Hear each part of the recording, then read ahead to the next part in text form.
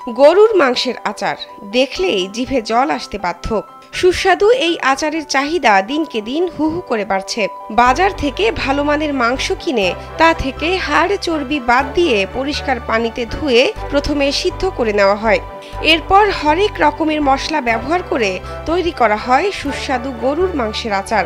এই গরুর মাংসের আচার তৈরিতে আফসানা ব্যবহার করেন খাঁটি সরিষার তেল, যা আচারের স্বাদে অন্য মাত্রা যোগ করেছে। 2020 সালে করোনায় চাকরি হারান সংসারে একমাত্র উপার্জনক্ষম আফসানার স্বামী।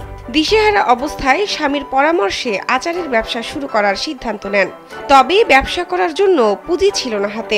যমুনা স্মার্ট রেফ্রিজারেটর, স্মার্ট লাইফে স্মার্ট রেফ্রিজারেটর। কোনো উপায় না পেয়ে হাতের মুঠোফোনটি বিক্রি করে দেন আফসানা।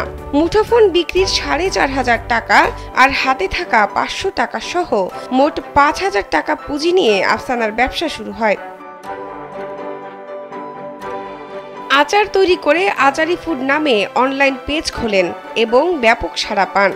আম, রসুন, তেঁতুল, বড়ই, জলপাই সহ তিনি বিক্রি করেন সব ধরনের মৌসুমি ফলের আচার। তবে দেশব্যাপী সাড়া ফেলে আফসানার হাতের গরুর মাংসের আচার। আফসানা জানান, তার এই আচার রোদে দেওয়া বা ফ্রিজে রাখা ছাড়াই 4 থেকে 5 মাস সংরক্ষণ করা যায়।